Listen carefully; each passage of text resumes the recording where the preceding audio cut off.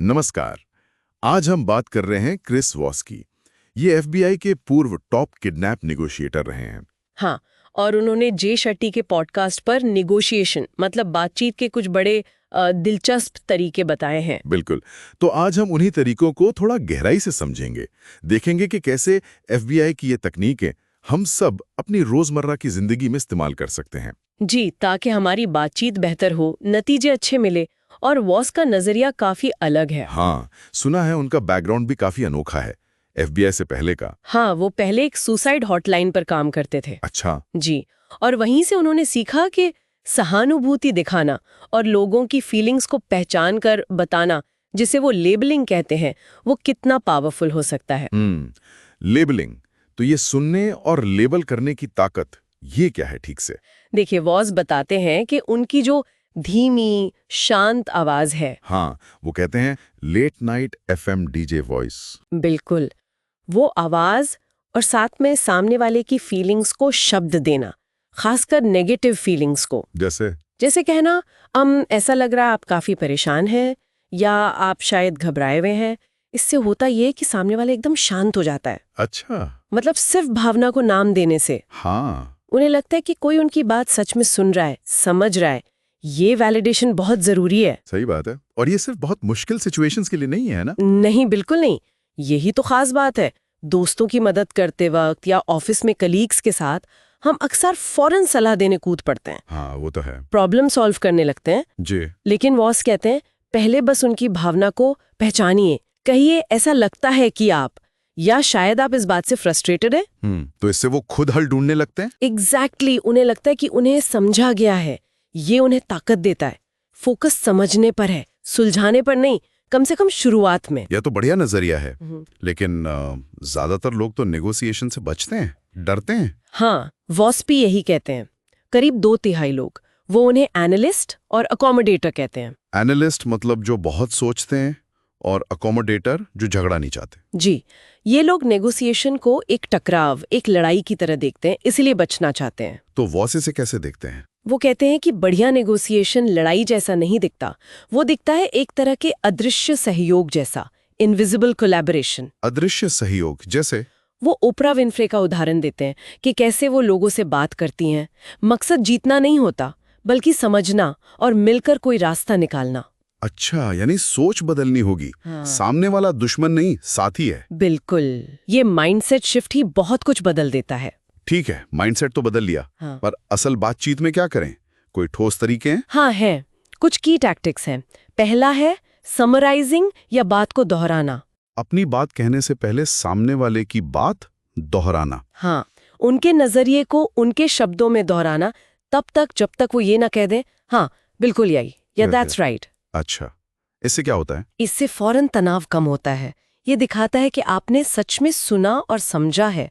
आप एक समझदार इंसान लगते हैं। सही है। तो ये पहला टूल हुआ। और दूसरा है नहीं ओरिएंटेड सवाल पूछना। मतलब ऐसे सवाल जिनका जवाब नहीं में आए। नहीं में? ये तो उल्टा लग रहा है, हम तो हाँ चाहते हैं ना। हाँ, पर वॉस कहते हैं लोग नहीं कहने में ज्यादा सेफ महसूस करते हैं। हाँ, कई बार कमिटमेंट जैसा लगता है, फंसने जैसा। अच्छा, जैसे क्या पूछें? जैसे क्या ये एक बुरा आइडिया है, या क्या आप इस बात से सहमत नहीं है, या क्या बात करना ठीक नहीं रहेगा। नहीं कहना उन्हें कंट्रोल में महसूस कराता है। अरे वाह, ये तो सोचने वाली बात है। नहीं से शुरुआत करना, ठीक है। और तीसरा है कैलिब्रेटेड सवाल। ये कैसे और क्या वाले सवाल होते हैं। क्यों से बचना चाहिए।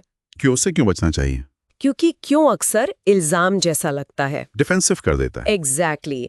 लेकिन कैसे और क्या वाले सवाल वो कोलैबोरेशन बढ़ाते हैं। जैसे कोई उदाहरण? जैसे अगर कोई आपसे कुछ ऐसा करने को कह रहा है जो मुश्किल है, तो आप पूछ सकते हैं मैं ये कैसे करूं, या हम इसे कैसे मुमकिन बनाएं।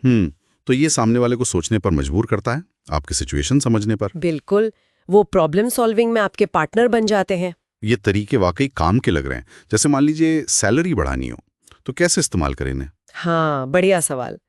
तो ये कहने के बजाय कि मैंने इतना अच्छा काम किया, मुझे क्यों ज्यादा पैसे नहीं मिलने चाहिए, जो कि क्यों वाला सवाल है। हाँ। आप एक कैसे वाला सवाल पूछ सकते हैं। जैसे मैं ऐसा क्या कर सकता हूँ, या कैसे सुनिश्चित कर सकता हूँ कि मैं कंपनी के आने वाले जरूरी प्रोजेक्ट्स में महत्वपूर्ण भूमिका निभाता रहूं। अच्छा, तो फोकस फ्यूचर पर और टीम की सफलता पर चला गया, सिर्फ अपने पिछले काम पर नहीं। एग्जैक्टली, ये सहयोग वाला तरीका है। और वो जो मुश्किल लोग होते हैं, नार्सिसिस्ट टाइप के, क्या? उनसे कैसे डील करें इन तरीकों से?